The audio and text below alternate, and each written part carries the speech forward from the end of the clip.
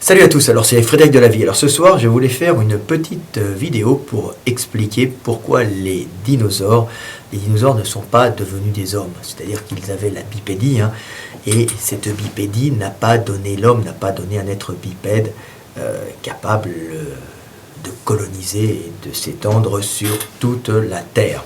Donc pour quelle raison les dinosaures n'ont pas réussi cette expansion, alors que les mammifères l'ont faite?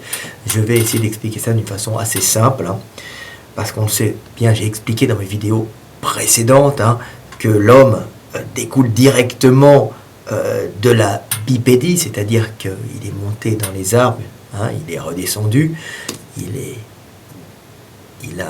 redescendu, il est devenu bipède, à ce moment-là, au sol, les bras n'étant dépourvus, les membres supérieurs n'étant plus utilisés pour la locomotion, donc dépourvus d'utilisation locomotrice. Ces membres supérieurs ont été utilisés dans d'autres fonctions, et particulièrement celle de faire des outils. Alors l'outil n'est pas, si vous voulez, la cause principale de la supériorité, si on peut parler de supériorité de l'homme au niveau intelligence, du développement de l'intelligence, c'est une conséquence, mais c'est la libération des bras qui est la conséquence de ce développement intellectuel prodigieux de l'homme, qui a fait qu'il est devenu ce grand conquérant de tous les milieux.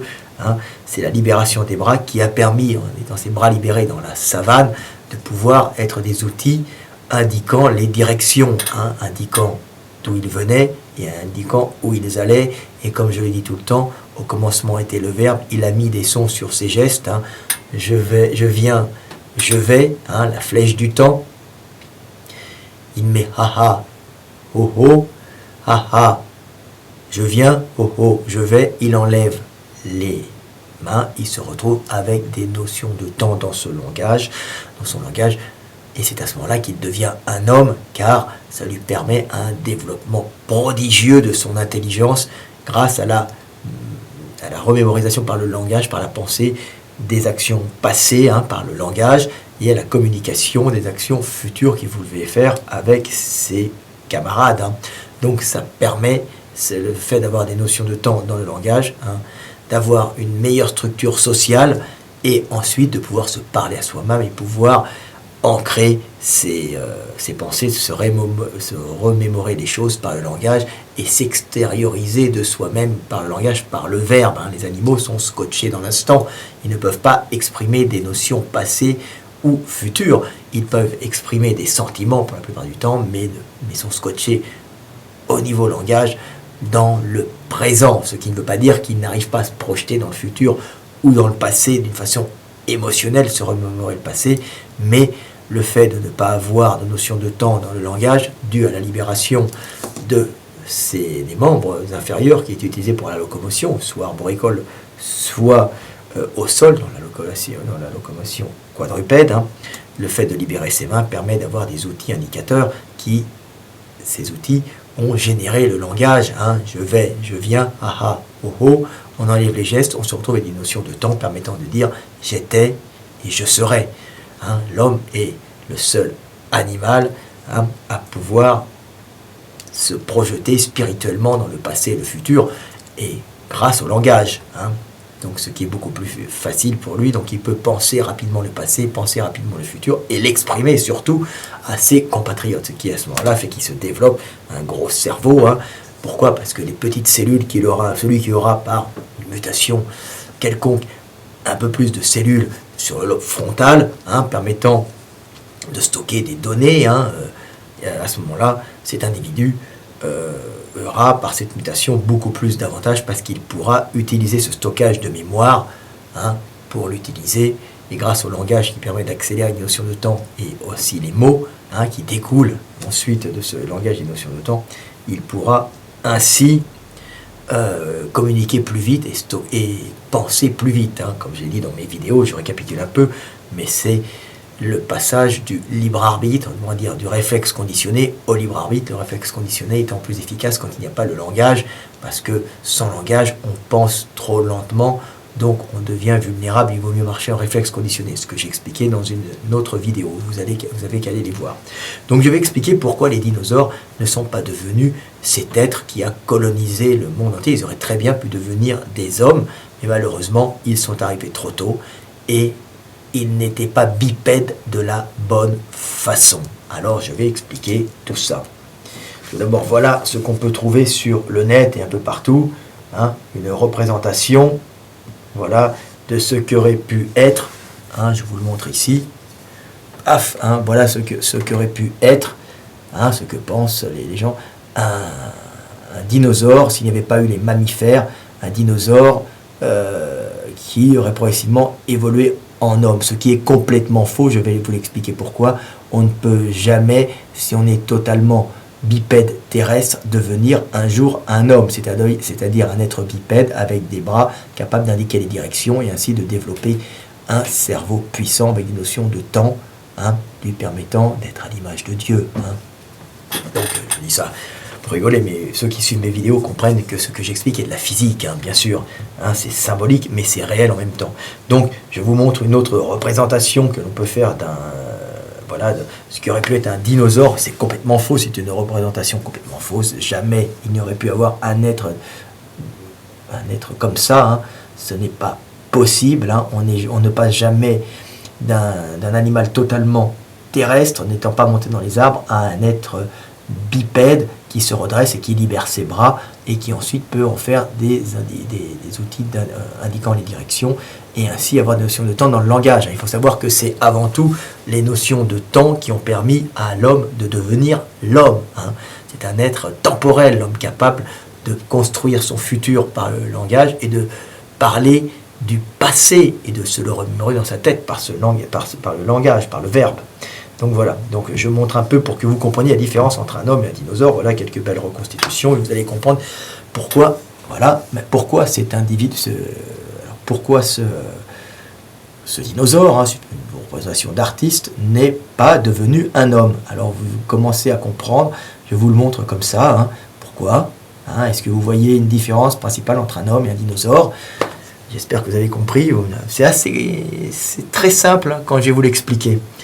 Mais pour le moment, ça paraît... Alors voilà, encore une autre représentation d'artiste d'un dinosaure. Hein. Vous voyez, là, c'est un dinosaure plus gros, un chasseur. On le représente méchant, hein. Pas méchant, mais agressif. Hein. Vision d'artiste, bien sûr. Hein.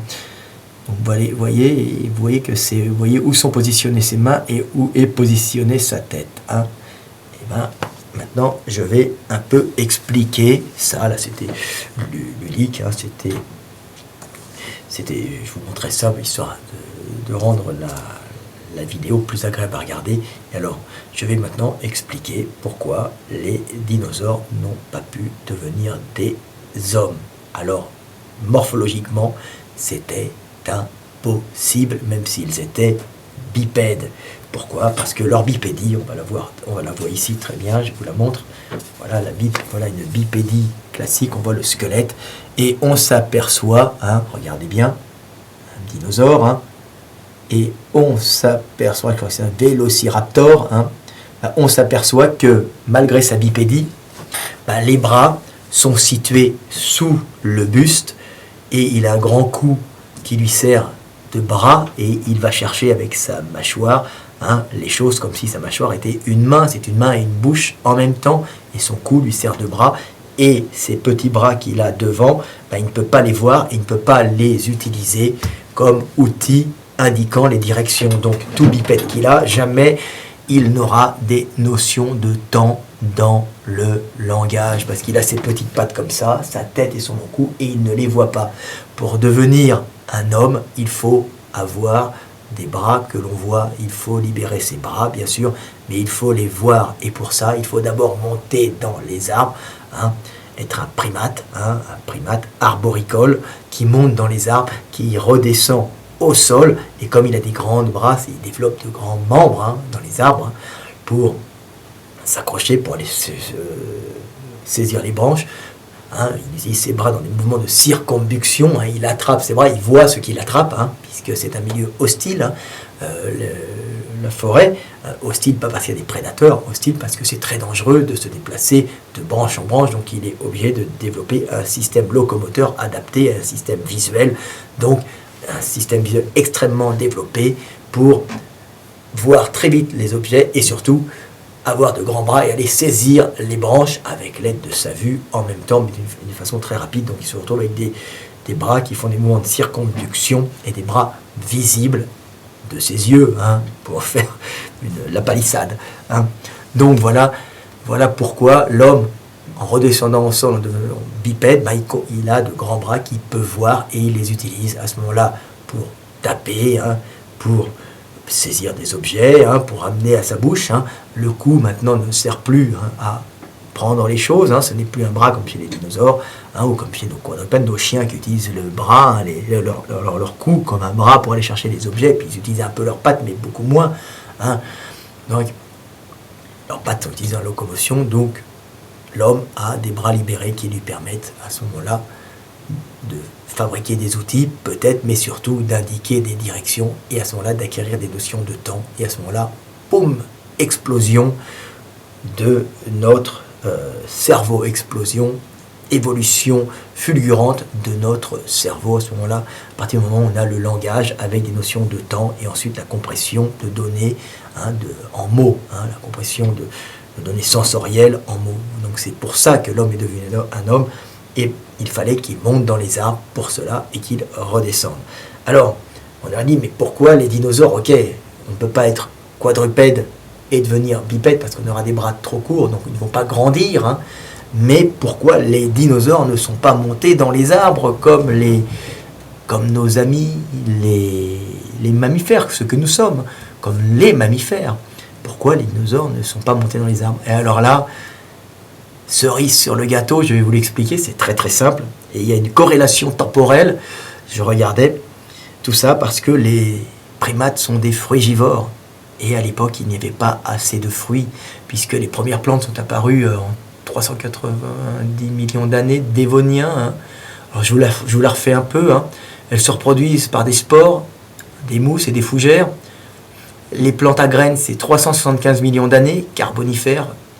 Donc le carbonifère, alors c'est des fougères à graines, les cyclades, les cicadales, pardon, je ne suis pas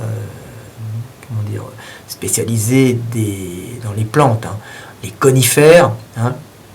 Ensuite, il y a apparition des plantes à fleurs. Alors, les plantes à fleurs, c'est 140 millions d'années, Crétacé. On voit qu'on commence à arriver dans un règne des grands reptiles, des reptiles. Et domination sur les types de plantes, des plantes à fleurs sur les autres types de plantes, qui donnent des fruits. Souvent, les plantes à fleurs donnent des fruits. C'est 65 millions d'années. Et on voit que la domination sur des plantes à fleurs, elle est en corrélation avec la disparition des dinosaures qui est aux alentours de 60 millions d'années. Il n'y a jamais eu une disparition d'un coup. Il y a une météorite, il y a eu des volcans, il y a tout ce que vous voulez. C'est surtout multifactoriel, mais on voit bien que que la domination des plantes à fleurs arrive relativement tard. Et la plante à fleurs, ça veut dire qu'il y a des fruits. Des fruits, ce sont des graines entourées de pulpes, qui permettent à ces graines souvent d'être mangées, et d'être semées un peu partout par les animaux. Alors il y a des petits fruits, mais il y a aussi de gros fruits. Donc sûrement l'avènement des gros fruits, dans les feuillages, a permis sûrement à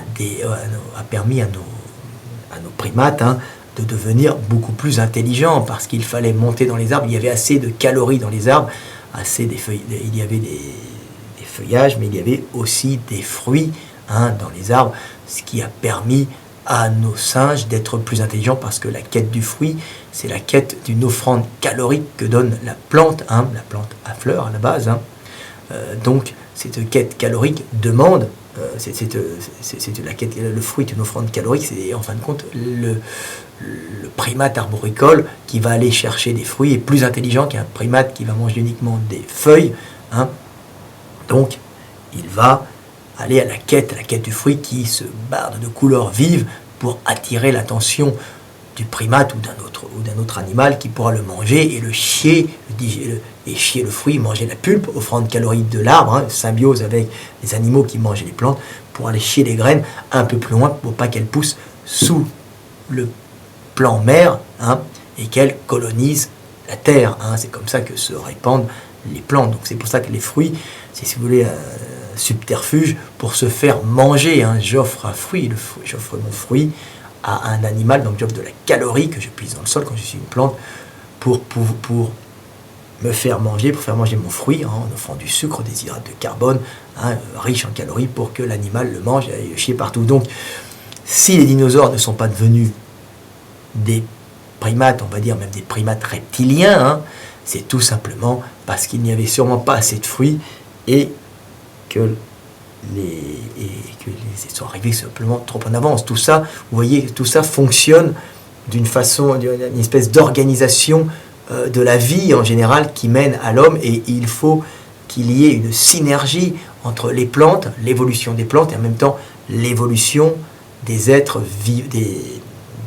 du règne animal, pas du règne végétal. C'est-à-dire, il faut qu'il y ait une synergie entre le règne végétal et le règne animal pour arriver à l'homme. Vous voyez, l'homme est un frugivore, pas en particulier frugivore, feuillivore, un peu omnivore au départ, un peu mangeur de viande, donc il complétait par de la viande, comme on peut voir les chimpanzés sûrement un petit peu, mais le fait d'aller à la quête du fruit fait qu'on monte dans les arbres, qu'on devient des individus plus massifs, parce que le fruit est riche, qui développe déjà un cerveau fait pour la quête, donc fait pour la recherche, donc un cerveau qui est plus développé qu'un cerveau qui est fait pour uniquement manger de la feuille autour de soi.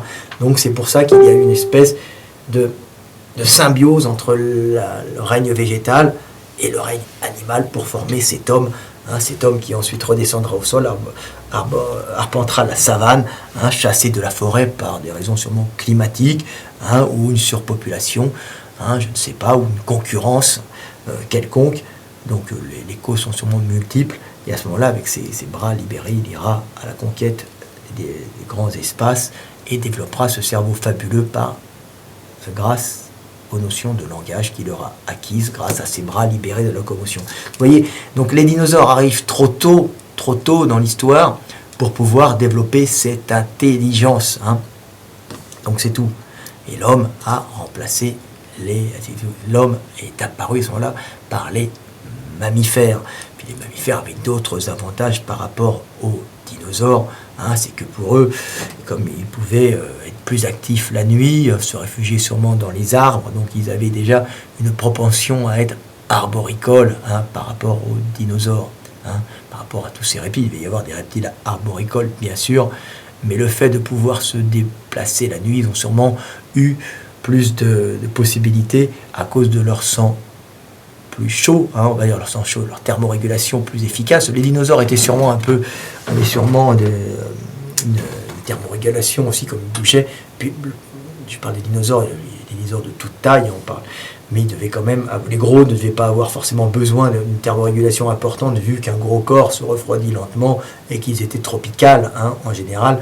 Mais les petits devaient quand même avoir une capacité à thermorégulation, un peu comme les oiseaux. Donc les oiseaux sont à sang chaud. Sauf que les dinosaures ont pris, si vous voulez, les dinosaures n'ont pas disparu. Simplement, la niche écologique des gros dinosaures n'était plus importante, n'avait plus d'intérêt.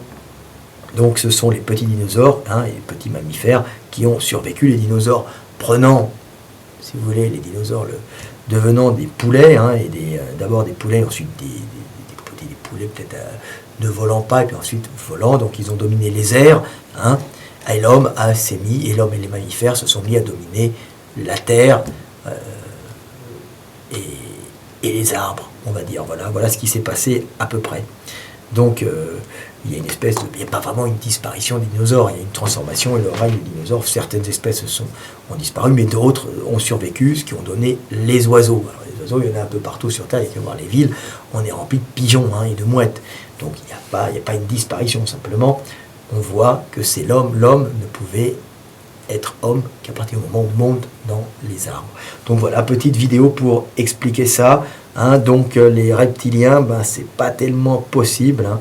Il faut avant tout monter dans les arbres pour devenir. Il faut être un primate arboricole pour devenir un homme. Et on ne peut pas être un homme si on est bipède sans monter dans les arbres. Vous comprenez, il faut avoir des bras pour être intelligent.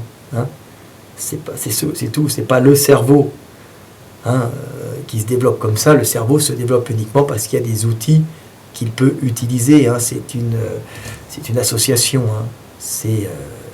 Le cerveau est efficace. Hein. C'est efficace d'avoir plus de petites cellules au niveau de la zone frontale, hein, de la zone cognitive, hein, des projections temporelles, la zone de planification des actions. Hein.